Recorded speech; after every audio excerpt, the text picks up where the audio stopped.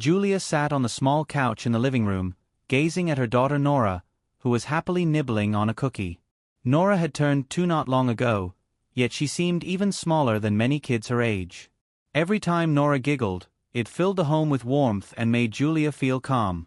In that moment, she felt grateful for these gentle times, where joy sparkled in her daughter's eyes like morning dew.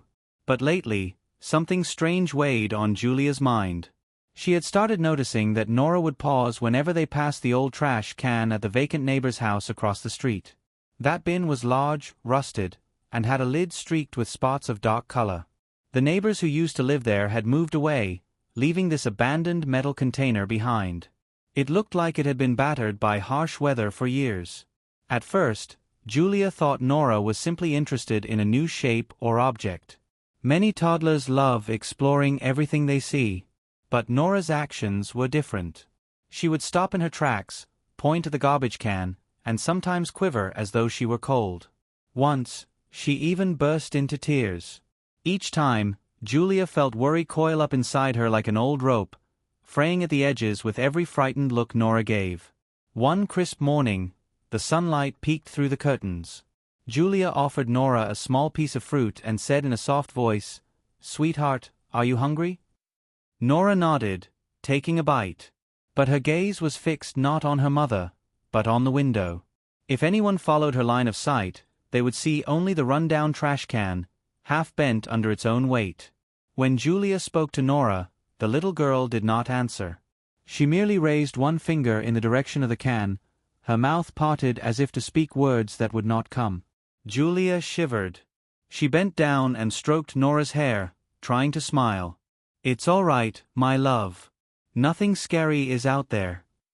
Although she tried to dismiss the matter as a child's fantasy, she found it harder and harder to push aside the chill creeping along her spine. In the days that followed, Nora's behavior became more alarming. She stopped running around as cheerfully as before. Now, whenever Julia picked her up for a walk or a short trip, Nora grew tense if they had to pass that particular trash can. She would clutch Julia's hand so tightly that her knuckles turned white. Then, she would stare at the container with wide eyes, as if expecting something awful to leap out at any second.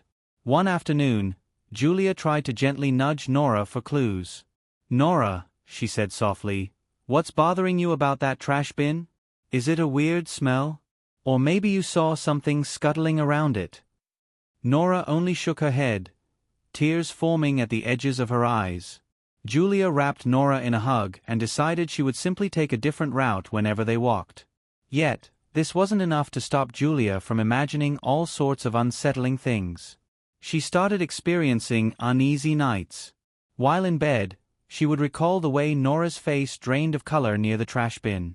She remembered the trembling finger and the silent pointing. Sometimes, she even dreamed of standing right next to the can in the pitch dark, hearing quiet scraping or rustling from within. In her dreams, she would feel stuck and helpless, unable to run away. One evening, after tucking Nora into bed, Julia approached the window. The sky was dyed deep blue, and the streetlight cast faint, shaky glows upon the sidewalk. The trash can stood there like a crooked monster. Julia watched it for a good minute or two, half expecting to see a raccoon or a stray cat jump out. But nothing happened. Still, she couldn't shake off a cold, lurking sense that something was simply hidden by the dark. By the next morning, Julia decided to talk to someone about her growing worries. She had a neighbor named Yvonne who walked her dog every day. Maybe Yvonne had spotted something near that trash can. Julia approached her while she was outside, gently inquiring, "Hi, Yvonne. Have you noticed anything odd about that garbage bin across the street?" Yvonne paused, gave it some thought, then shrugged. "No, not really. Sometimes I hear noises at night, but I just assume it's animals rummaging around." Julia nodded, feeling only half relieved. If it was just animals, why did Nora act so frightened? Julia tried to push aside her confusion, but she knew deep down that she couldn't ignore her daughter's distress much longer. Something was definitely off. Julia went about her daily tasks, but each time she passed the window, she caught herself staring at that worn-down trash bin. The memory of Nora's fearful expression gnawed at her. She began to wonder if maybe her daughter saw something that she herself could not. Kids often have sharp instincts. Perhaps Nora's reaction was more than a random fear. One day, Nora was busy playing with her stuffed animals on the living room rug. Julia observed her from the kitchen, enjoying the small moment of peace. Suddenly, Nora stood up, ambled to the window, and peeked outside. Her tiny body seemed to tense up, as if she had walked into a gust of cold air. Curious, Julia leaned around the corner to watch. Nora's lips moved, but no clear words came out. All Julia could make out was the whisper of "dark person," or something similar. Feeling a jolt in her chest, Julia hurried over. She knelt next to her daughter and asked gently, "Honey, are you trying to say something?" Nora just pointed again at the trash bin. Her eyes shimmered with tears, but she stayed silent. Julia slowly exhaled, hugging her. That night, Julia couldn't shake the phrase, "dark person," from her thoughts. Was Nora claiming she saw a figure near the bin? Or was her little mind imagining shadows? When Peter, Julia's husband, came home from work, she decided to share her worries. Peter was a calm man, typically unruffled by small mysteries. He listened intently, a crease forming between his eyebrows. "That's strange," he said, looking out the window. "But maybe we're overthinking. Little kids can be afraid of new or odd things. Could just be some stray cats." Julia nodded half-heartedly, wanting to believe him but still uneasy. However, Nora's alarm kept increasing. On their short trips to the market or the nearby park, passing that metal bin felt like a dreaded obstacle. Nora would sometimes begin to whimper before they even approached the spot. She seemed to know the exact moment they'd be within sight of the bin. Julia tried crossing the street early so Nora wouldn't see it up close, but the child still appeared tense. Not long after, Julia caught a foul odor coming from that direction. It was strong enough to make her pinch her nose. Then she noticed dark smears, like rusty stains, near the edges of the container. Standing there on the sidewalk, she felt goose bumps on her arms. But she didn't want to frighten Nora, so she quickly stepped away. Probably just old trash, she told herself, though a tremor of uncertainty lingered. Nighttime brought little rest.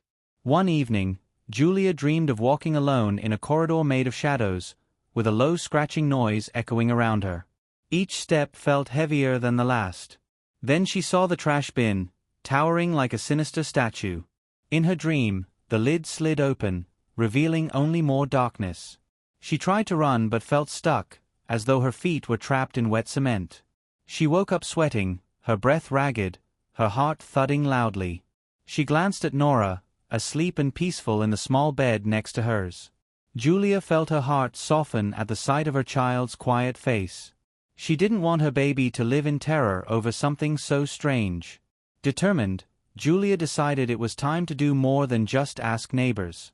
She resolved to check it out herself, even if she was scared. So, early the next day, Julia dressed Nora in a warm jacket and decided to head out on an errand. She promised herself that she would go near the bin, if only to see if anything was obviously wrong. As they walked, Nora clutched Julia's hand with unusual force. "Mommy, please," Nora said, tears gathering again. "I'm scared." Julia bent down and kissed her forehead. "It's okay, baby. Let's just take a quick look." The stench grew stronger as they neared the property with the old bin. Julia stopped a few steps away. Carefully, she peered at the lid. Those dark spots might have been blood, or maybe just spilled paint, but it did look suspicious. She shuddered, then shook her head, forcing herself to breathe. It might be a dead animal, she thought, and that's why it stinks. Yet, her instincts whispered that something else was happening.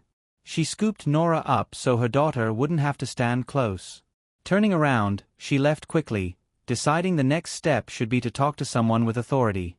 But she hesitated. Would the police take me seriously if I said something is off with a trash bin? She wondered. She felt torn, not wanting to overreact but also not wanting to ignore whatever might be there. That night, every noise made Julia jump. She stayed up later than usual, pretending to read a magazine in the living room while really listening for any eerie sounds outside. Around midnight, she heard faint scratching. Her heart pounded. She placed the magazine aside and slowly approached the window. Pulling the curtain a tiny bit, she peered out. The street was still. A single lamp shone down, making the shadow of the trash bin stretch across the sidewalk like a giant arm. Julia listened again, hearing the faint scrape scrape scrape. She couldn't tell if it was the wind pushing a branch or something else coming from within the bin. Chills ran along her arms, but she stayed by the window, forcing herself to remain steady. She stayed there for several minutes, but the sound eventually faded. When it was quiet again, she wondered if her imagination had tricked her. Finally, she sighed, let the curtain fall back, and headed to bed. Sleep, however, was not restful. She kept half-waking, her dreams alternating between blackness and images of Nora's fearful expression. During breakfast the next morning, Nora sat silently with a piece of toast in her hand. She looked tired, as though the nighttime tension had seeped into her small body, too. Julia gently touched her hair and said, "We'll do something fun today. Maybe a trip to the park." But Nora merely gave a small nod, her usual sparkle missing. While in the park, Julia struck up a conversation with another neighbor, an older lady named Carmen, who liked to feed the pigeons. She was the type of person who had lived in the area a long time and seemed to know bits of local history. Julia thought if anyone had odd stories to share, Carmen might. So she asked, trying to sound casual, "Have you heard about anything unusual near the old neighbor's trash bin?" Carmen's eyebrows rose. She squinted, looking into the distance, and then gave a long sigh. "Some say it's haunted," she answered in a low voice, "but I've never seen a ghost or anything like that. I have heard rumors of a homeless man hanging around there a while back. He disappeared. No one knows if he moved away or something else happened." Julia's stomach tightened. She thanked Carmen and walked away, pushing Nora's stroller on the park path. A sense of unease was building inside her, like storm clouds gathering. She remembered the mysterious stains, the stench, the strange noises. Could there really be a person in there? Would that explain Nora's talk about a dark person? She shook her head. It was a creepy idea, but it might also be a real clue. That night, after Nora had fallen asleep, Julia told Peter, "I'm going to call the police. They might think I'm overreacting, but I have to do it." Peter gave her a concerned look. "Are you sure, honey? They might say it's just stray animals. But if it makes you feel better, you should do it." Julia dialed the non-emergency line. After introducing herself, she explained about the foul smell, the weird noises, and the strange marks on the bin. The officer sounded calm, asking, "Ma'am, is there any immediate danger? Has anyone been hurt?" Julia hesitated. "I'm not sure," she admitted. "My daughter is terrified, and I've seen what looks like blood. I just want someone to check." The officer said they would send a patrol car if available, but that it might be a while. "We'll look around," the officer told her. "But it could be a simple case of rotting trash. If it's urgent, please call us again." Julia thanked them, then hung up. She felt a bit more at ease, having at least reported it. But the next day, nothing changed. No patrol car appeared, and the trash bin remained where it was, silent and looming. Nora was jumpy at breakfast, nearly spilling her milk when a door slammed somewhere outside. Julia felt a flare of anger at the authorities. If someone is in trouble, we can't just do nothing, she thought. In her frustration, she considered looking into the bin herself, but fear always stopped her. The following week passed slowly. Julia tried to stick to different streets whenever she took Nora on walks. She avoided that abandoned trash bin entirely, hoping Nora would recover from her fear. But each time they left the house, Nora clutched Julia's arm, her eyes darting as if she expected the bin to appear out of nowhere. One afternoon, as Julia was folding laundry, she heard a soft knock at the door. When she opened it, she found a frail elderly woman standing on the porch. Her clothes were faded, and her hair was unkempt, but her gaze was strangely sharp. "Pardon me," she said in a quiet, shaky voice. "Do you live here?" Julia nodded. The woman introduced herself as Mrs. Mackenzie. She explained that she used to live in the neighborhood many years ago. I was walking by and noticed that trash bin across the street, she said, her voice trembling. It's still there, isn't it? Julia invited her to sit down, sensing she might have information. After a hesitant pause, Mrs. Mackenzie continued, They say that bin has a shadow inside it, something that never leaves. People have talked about screams in the night. Though the story sounded frightening, Julia knew there might be some truth hidden underneath. She didn't want to be rude, so she sat patiently, listening as Mrs. Mackenzie recalled old rumors of someone lurking in that area. I just had to warn you, the woman concluded. Be careful. Sometimes, what we throw away isn't just trash. With that, she thanked Julia for listening and hobbled off down the sidewalk. Julia closed the door with her heart pounding.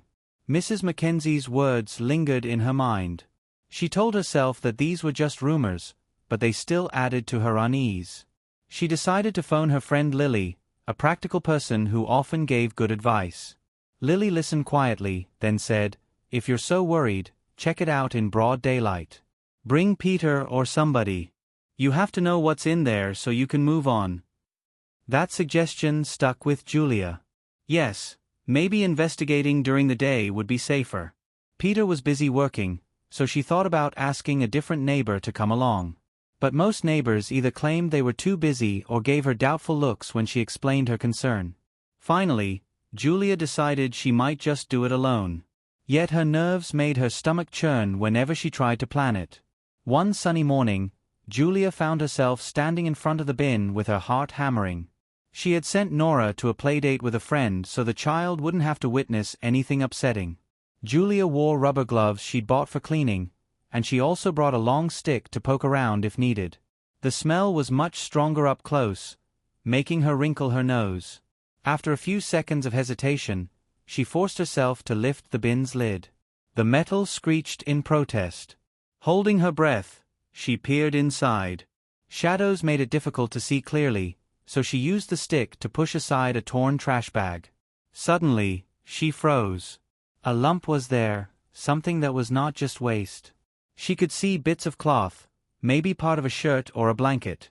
Her pulse raced.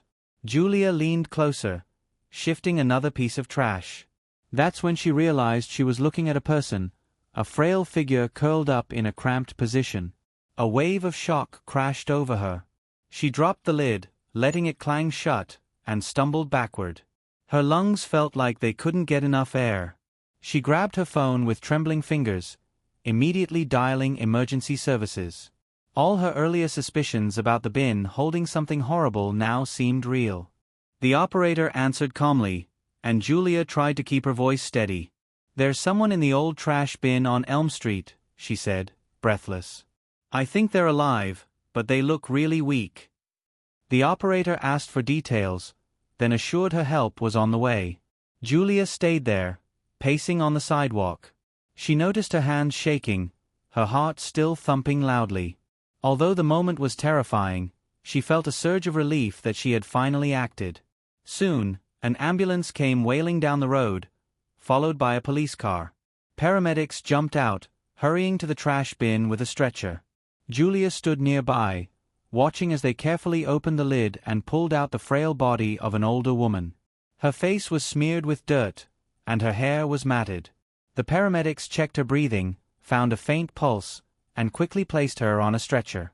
Julia rushed over to see if she could help. One of the paramedics told her, "We've got to get her to the hospital. She's alive, but her condition is serious." Julia nodded, feeling tears pool in her eyes. This was someone's mother, grandmother, or aunt. How could she have ended up in a trash bin? The police asked Julia a few questions. She explained how her daughter had been frightened of the bin for weeks, that she had smelled a foul odor, and had called before but no one had investigated. One of the officers jotted notes and said they would question neighbors to see if anyone knew who the woman might be. Julia felt a powerful urge to follow the ambulance. She told the officers she wanted to know how the older woman was doing, and they didn't stop her. Heart pounding, she hopped into her car and drove behind the ambulance to the local hospital. The entire way, her mind was swirling with questions. Who was the woman? How did she get there? Did she have any family? At the hospital, Julia waited in a long hallway outside the emergency area. The place smelled of antiseptic, and the waiting chairs were too stiff to be comfortable. She fidgeted, feeling uneasy. After what felt like hours, a doctor emerged, asking, "Were you the person who found her?" Julia nodded. The doctor gave her a serious look. "She's in bad shape, dehydration, malnutrition, and some bruising. But she's fighting to survive. We're running more tests." Julia released a shaky sigh. "Can I see her?" she asked. The doctor hesitated but finally nodded. "Just for a moment. She's weak and may not speak, but seeing a friendly face might help." Grateful, Julia followed the doctor to a small room where the older woman lay. Tubes and wires connected her to machines that monitored her heartbeat and other vitals. Her eyes were closed, her chest rising and falling in shallow breaths. A nurse stood by, adjusting the woman's drip. "You can talk to her, even if she's asleep," the nurse whispered. Julia approached, her heart heavy. She gently placed a hand on the woman's arm, which felt fragile, like a thin branch that could break with little force. Leaning in, Julia spoke softly. "I'm Julia. I found you. You're safe now. The doctors are going to help you get better." Although the woman didn't open her eyes, Julia thought she might have seen a slight flutter of her lashes, as though she heard. Julia stayed there for a few more minutes, feeling tears trickle down her cheeks. She felt a mix of relief and sadness, wondering what events led to this person's suffering. At last, the nurse told Julia they needed to let the patient rest, so she left quietly. Outside, a detective was speaking with a nurse. When he noticed Julia, he introduced himself as Detective Harris. He wanted more details. Julia explained how she discovered the woman. Detective Harris asked if she recognized the older woman, but Julia shook her head. "I've never seen her before," she said. "I don't know how long she was in that bin." He nodded thoughtfully. "That bin's been around for a while, right?" he asked. Julia nodded, explaining it belonged to neighbors who had moved away. Detective Harris wrote this in his small notebook, then said they'd keep her updated. "Right now, the priority is to identify her and see if she has any relatives," he added. Julia thanked him, feeling overwhelmed yet determined to make sure the woman got the help she needed. On her way home, Julia's nerves slowly calmed. She felt physically drained, but her mind buzzed with urgency to tell Peter and Nora what had happened. She realized that Nora's strange behavior, her fear of the trash bin, wasn't just a child's random worry. Her daughter had sensed something was very wrong. Julia felt an odd mixture of pride and sorrow. She should have trusted Nora's instincts sooner, but at least the woman was now receiving care. When Julia walked into the house, she found Nora in the living room playing with her dolls. Peter was there too, his expression tense. "I heard sirens," he began. "Did something happen?" Julia set down her purse, still feeling her hands shake slightly from all the events of the day. "We found an older woman inside that trash bin," she said quietly, her throat tightening. "She was alive, but barely." Peter's eyes widened. "Inside the bin? That's horrible," he murmured. Nora seemed to understand part of the conversation. She walked over, tugging on Julia's shirt. "Is she okay, Mommy?" she asked in a trembling voice. Julia scooped her up in a hug, pressing her cheek to Nora's soft hair. "We're helping her now, sweetheart," she reassured her. "She's at the hospital." That evening, Julia tried to go through her usual routine: cooking dinner, tidying the kitchen, giving Nora a bath, and reading bedtime stories. Yet, her thoughts kept drifting back to the hospital room. She pictured the older woman's face, so pale and bruised. Once Nora was asleep, Julia and Peter sat on the couch, talking in hushed voices about what might happen next. "I feel like I have to check on her tomorrow," Julia told Peter. "We can't just leave her there alone." Peter nodded. "Of course. We should go. Maybe she'll wake up and be able to tell us what happened." They agreed to visit the hospital first thing in the morning. That night, Julia managed to get some rest, though she still dreamed of the bin's lid creaking open. Her nightmares were calmer, though, now that she knew the woman was receiving care. Bright and early, Julia and Peter dropped Nora off with a friend, wanting to spare her any distress at the hospital. They arrived on the second floor of the hospital, where a nurse led them to the older woman's room. Detective Harris was already there, speaking quietly with a doctor. Seeing Julia, he waved them over. "She woke up briefly," he said. "We got a name, Josephine." Julia pressed a hand to her chest, relieved to finally know this woman's name. "Josephine," she repeated softly, glancing at the figure on the bed. Josephine's eyes were half open, looking around the room with a mixture of confusion and fear. Julia approached slowly, not wanting to startle her. "Hello, Mrs. Josephine," she said gently. "I'm Julia. I'm the one who found you. This is my husband, Peter." Josephine's lips parted, but her voice was weak and raspy. The nurse offered her a cup of water. With effort, Josephine took a small sip. "Thank you," she finally managed, her words so faint Julia had to lean in to hear. "I didn't think anyone would come." Her eyes shimmered with tears. Julia felt tears prick her own eyes. "We're so glad you're safe now," she said. Detective Harris cleared his throat softly. "Mrs. Josephine, do you feel up to talking about how you ended up in the trash bin?" he asked gently. The older woman's gaze flicked around, as if uncertain. Slowly, she inhaled. "My son, Adrian," she began, her voice quivering. "I don't know how it came to this. He took everything. He hurt me. I tried to escape. Then I ended up there." Julia felt anger flare within her. What kind of son would do such a thing to his own mother? Peter shook his head, his jaw clenched. Detective Harris nodded solemnly. "Mrs. Josephine, if you're willing, we'd like to open a formal investigation. No one should go through something like this.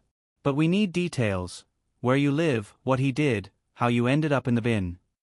Josephine swallowed, looking frail but determined. "Yes," she whispered. "I'll try. I have nothing left to lose." Julia lightly squeezed Josephine's hand, hoping to show support. Right then, Josephine's face reflected both fear and relief, as if sharing the burden might free her from a long, silent prison. For the next half hour, Detective Harris took notes as Josephine explained, in halting phrases, how Adrian had slowly taken control of her finances, isolated her from friends, and become violent when she tried to protest. Eventually, she was forced out of her own house. She couldn't remember exactly how she wound up in the trash bin. Her memories were blurry from pain and exhaustion. She just recalled the lid shutting above her and darkness closing in. By the time Josephine finished, tears streaked her cheeks. Julia gently dabbed them away with a tissue, feeling her own eyes burn. "We'll help you," Julia assured her. "You're not alone anymore." Josephine nodded weakly, a glimmer of relief shining in her exhausted eyes. In the days that followed, Josephine stayed in the hospital, recovering slowly under the doctor's care. Detective Harris launched an investigation, speaking with hospital staff, neighbors, and anyone else who might have information on Josephine's situation. Through it all, Julia visited often, bringing small comforts like fresh flowers or homemade soup. Sometimes, she brought Nora along, and the little girl would wave shyly at Josephine, who managed a gentle smile in return. Little by little, Josephine regained her strength. She began to share more of her story with Julia, piece by piece, as though it was a heavy load she had carried for far too long. "Adrian wasn't always like this," she said softly one afternoon while resting on her pillow. "He used to be a loving son, caring and considerate. But something changed when he got mixed up with the wrong crowd. He started thinking about money and power above everything else." Julia listened, heart aching. She had never met Adrian, but she felt a surge of anger and disbelief at how he could treat his own mother so cruelly.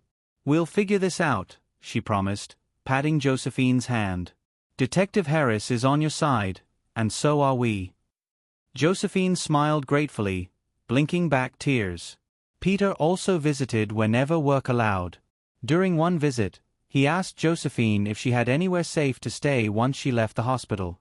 Her expression fell, and she lowered her eyes. "I don't have any living relatives who can help," she admitted.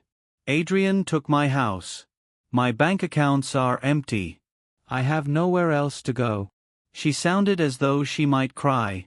Exchanging glances, Julia and Peter came to a silent agreement. They stepped out of the room for a moment, and Julia spoke first.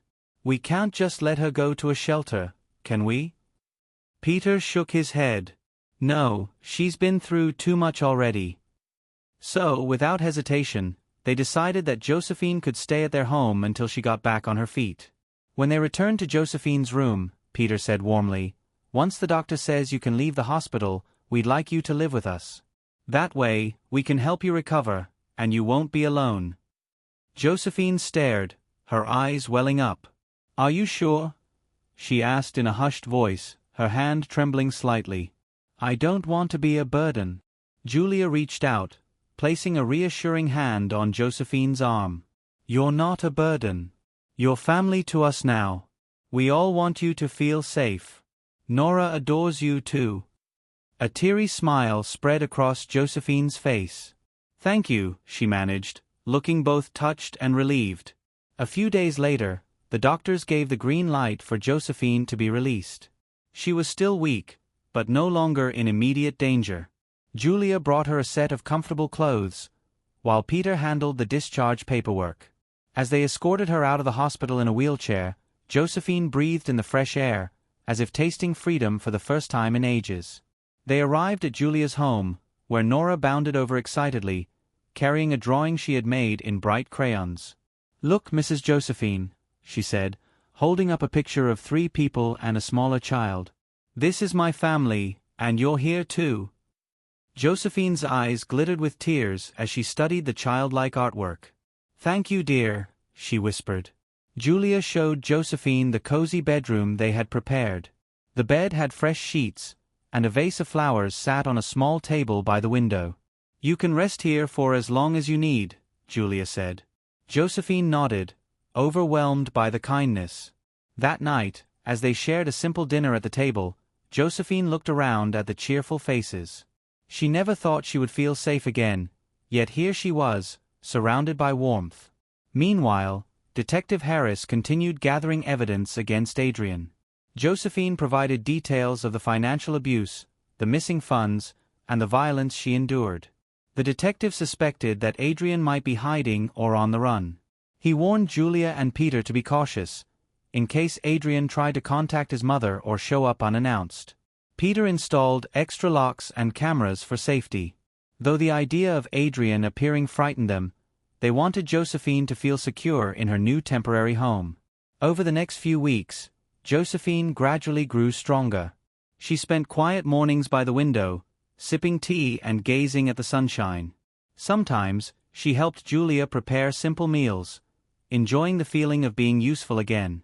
She also spent time playing with Nora, who loved having a new companion to read her picture books and listen to her toddler chatter. In return, Nora's sweet laughter seemed to soothe Josephine's heart. During this time, Julia and Peter assisted Detective Harris by gathering any records Josephine might still have, old bank statements, letters, or anything showing her son's activities. Bit by bit, a clearer picture formed.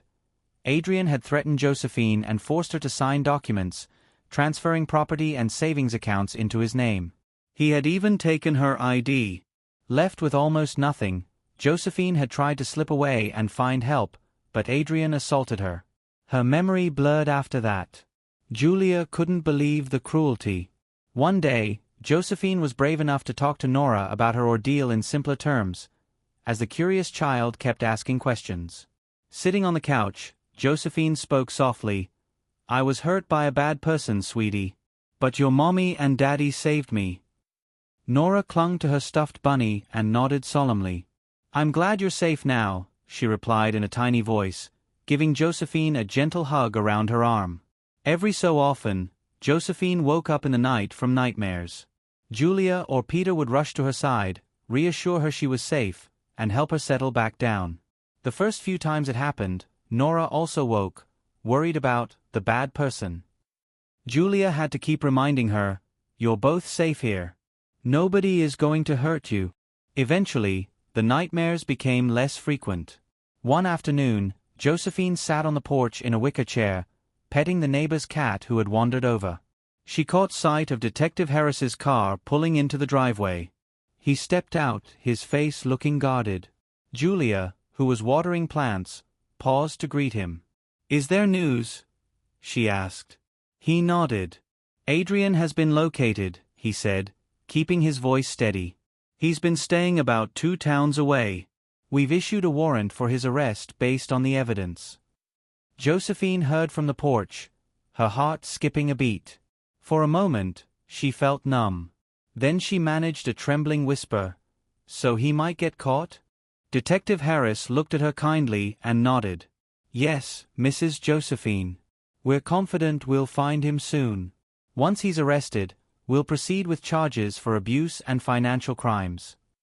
Julia placed a comforting hand on Josephine's shoulder. "You hear that? You'll get justice." Josephine closed her eyes, tears slipping down her cheeks. "I never thought this day would come," she murmured.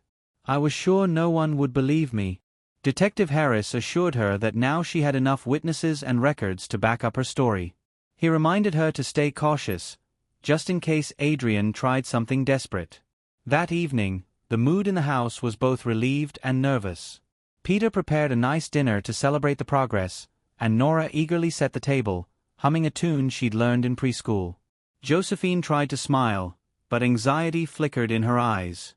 Julia sat beside her. "Are you okay?" she asked softly. Josephine sighed. "I'm grateful he'll be held accountable, but I'm still afraid. He's my son, and yet he did these terrible things." Julia squeezed her hand. "Feeling conflicted is normal," she said gently. "But remember, you didn't cause this. You deserve safety and respect. We're here for you." Josephine nodded, brushing away a tear. The rest of the evening passed in careful hope. A few days later, Detective Harris visited again with official news. Adrian had been arrested without incident. He was taken into custody and would face charges in court. When Josephine heard this, she broke down into sobs, not of sadness but of mixed relief and sorrow. Julia held her, letting her cry until she quieted.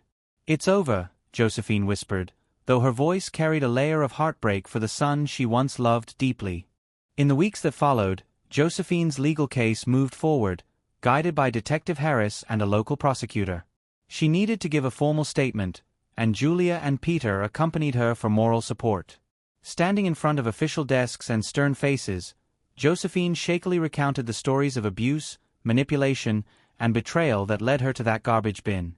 Though her voice wavered, she stayed strong, knowing this was a chance to reclaim her life. Meanwhile, Nora asked many questions about what was happening. She saw her parents leave the house with Josephine for important meetings, and she sensed the heaviness in the air. Julia tried to explain gently, "Mrs. Josephine is telling her story to some people who will help make things right."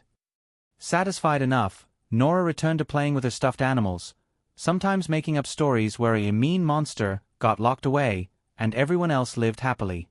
Josephine continued living with Julia and Peter, becoming part of their daily routine. She helped with small chores, like folding laundry or doing dishes. In the evenings, she and Nora would color together or watch family-friendly shows on TV. At times, Josephine apologized if she felt she was taking up too much space. But Julia always reminded her, "You are so welcome here." One morning, Josephine visited a social worker who explained how she could recover some of her assets and possibly find a safe new apartment once the legal proceedings ended. Josephine was relieved but also hesitant. She admitted to Julia, "I don't even know if I want to live on my own. I'm scared of being alone after everything that happened." Julia hugged her and said, "Take your time. You don't have to decide right now." The day of Adrian's preliminary hearing arrived. Josephine trembled as she stood in a corridor waiting to be called. She wore a modest dress and held onto Julia's hand. Peter stood nearby, ready to offer support. When they finally entered the courtroom, Adrian stood at the front, looking sullen but not regretful. Josephine couldn't bring herself to make direct eye contact with him. Instead, she focused on the judge. Detective Harris was there, along with other witnesses. Each statement painted a picture of Adrian's actions and Josephine's suffering. The defense tried to argue that Adrian was under financial stress, but the prosecutor countered with the evidence of the stolen properties, the bruises documented at the hospital, and the statements from Josephine and Julia. At one point, the judge glanced over at Josephine, who sat with bowed head, tears slipping down her cheeks. When the hearing concluded, Adrian was kept in custody, awaiting a full trial. Josephine nearly collapsed with relief when they left the courtroom. Outside, she took several shaky breaths. "I can't believe this is my life now," she said, voice hollow. Julia guided her gently to a nearby bench. "You're doing the right thing," she soothed. "You're fighting back. This is how you heal." Josephine nodded, although tears continued to trail down her face.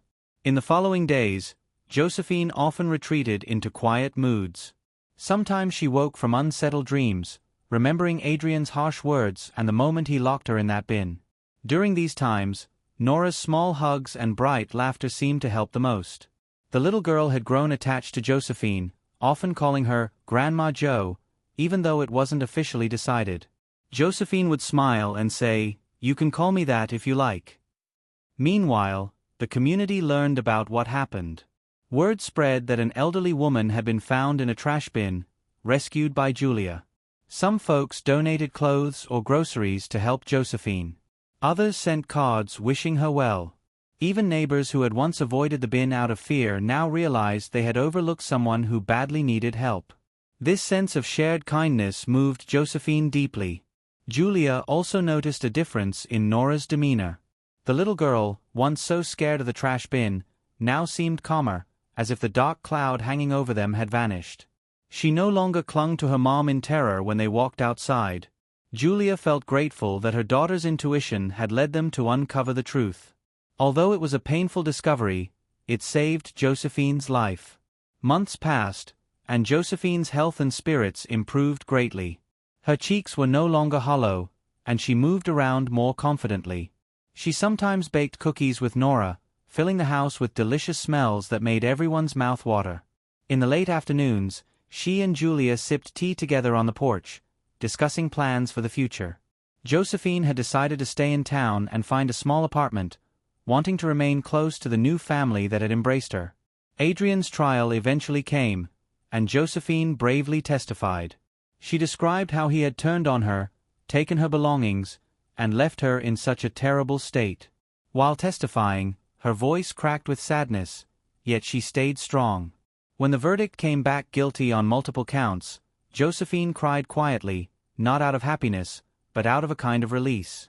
Julia sat beside her, an arm around her shoulders. The chapter of danger was finally closing.